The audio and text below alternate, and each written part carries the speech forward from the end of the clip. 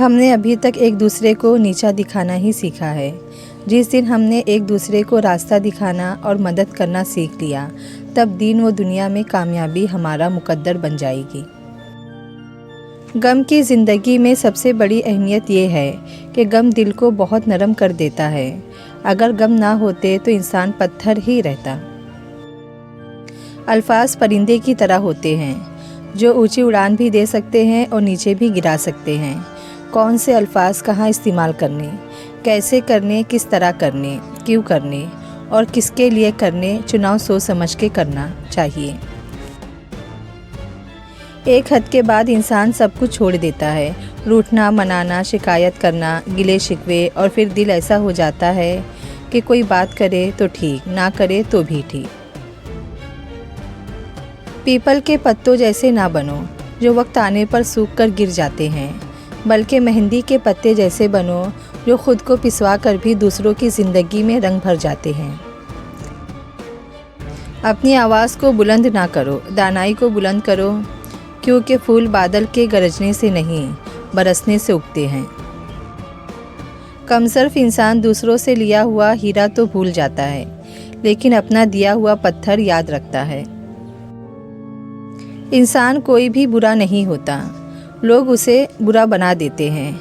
بعض اوقات وقت ساتھ نہیں دیتا اور کبھی کبھی آس پاس کے لوگوں میں بھڑکانے والوں کی تعداد کچھ زیادہ ہو جاتی ہے۔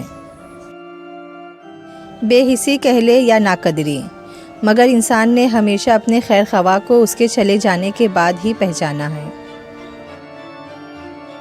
دل کا بوجھ اللہ کی بارگاہ میں رونے سے ہلکا ہوتا ہے، جہاں نہ ماضی کا تانا ملتا ہے نہ ہی مستقبل کا، صرف کرم کی چادر سے ڈھانپ دیا جاتا ہے۔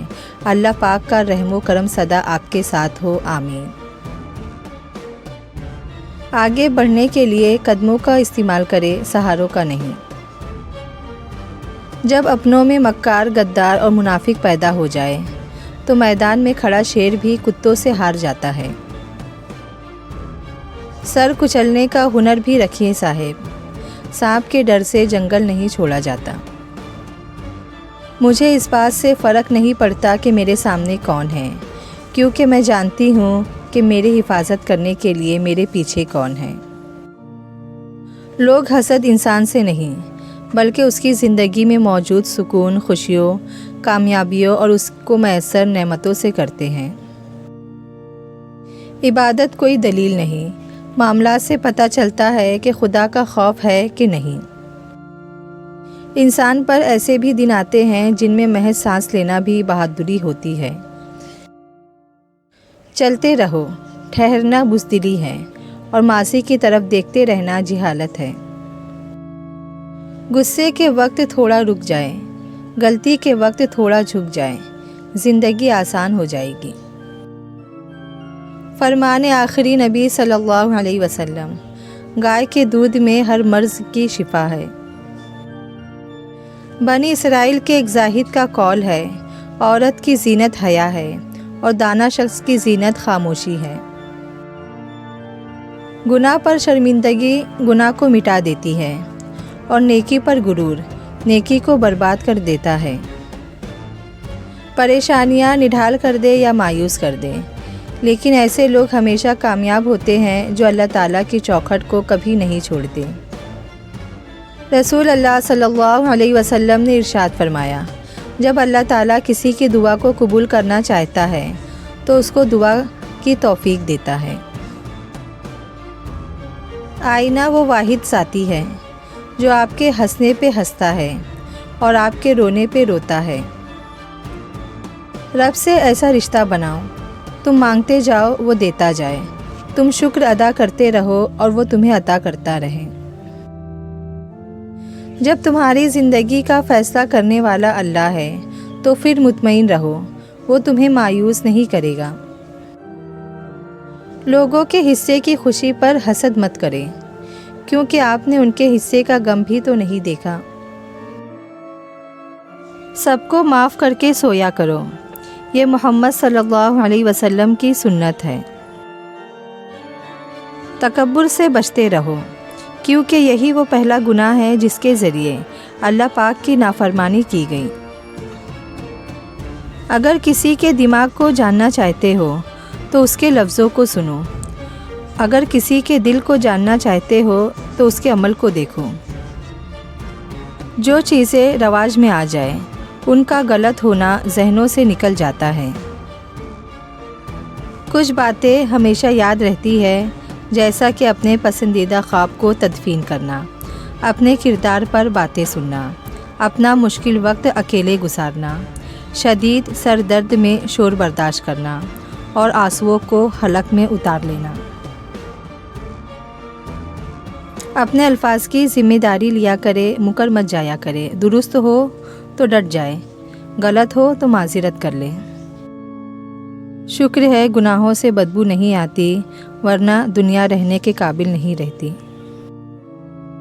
اللہ وہی کرتا ہے جو ہمارے لیے بہتر ہوتا ہے۔ تم استغفار کرو، اللہ تمہاری ہر کمزوری کو قوت میں بدل دے گا۔ لوگوں کے قصور معاف کر دو، یہاں ہر کوئی امتحان میں ہے اور امتحان میں غلطیاں ہوتی ہے۔ اللہ سے بڑھ کر کوئی اپنے بندے کا خیر خواہ نہیں۔ جو کسی کا برا نہیں چاہتے ان کے ساتھ کوئی برا نہیں کر سکتا، یہ میرے رب کا وعدہ ہے۔ انسان کی سب سے بڑی پریشانی یہ ہے، انسان تقدیر سے بہت زیادہ مانگتا ہے اور وقت سے پہلے چاہتا ہے۔ آدم علیہ السلام نے توبہ کی، انہیں خلافت عرضی کا تاج پہنا دیا گیا۔ یونس علیہ السلام نے توبہ کی، انہیں نجات ملی۔ ہر توبہ قبول کرنے والے کو اللہ نے اپنا قرب عطا فرمایا۔ توبہ اپنی پسند اور ناپسند کے حوالے سے نہیں، یہ اللہ کی پسند اور ناپسند کے حوالے سے ہے۔ جو شخص رات بھر بیمار رہا اور صبر کر کے اللہ تعالیٰ کی رضا کا طالب ہوا تو وہ شخص گناہوں سے ایسا پاک ہو جائے گا جیسا کہ اپنی پیدائش کے وقت تھا۔ دکھوں میں سب سے بڑا دکھ یہ ہے کہ ہم دنیا سے جانے والوں کو کبھی دوبارہ نہیں دیکھ سکتے اور نہ ہی ان سے بات کر سکتے ہیں۔ میں راضی ہوں تیری رضا میں میری مولا، لیکن یہ آنکھیں بھیگ جاتی ہیں۔ رشتوں کو بچانے کے لیے خود ایک قدم پیچھے ہٹ جانا بزدلی نہیں، انسانیت ہے۔ اے اللہ مجھے خوش کر دے، میرا سینہ کشادہ کر اور میرے دل کو تسلی دے۔ اے اللہ میں اپنا سکون تیرے سپرد کرتی ہوں، تو مجھے اپنے مخلوق میں سب سے زیادہ بھلائی عطا فرما۔ آمین ثم آمین یا رب العالمین۔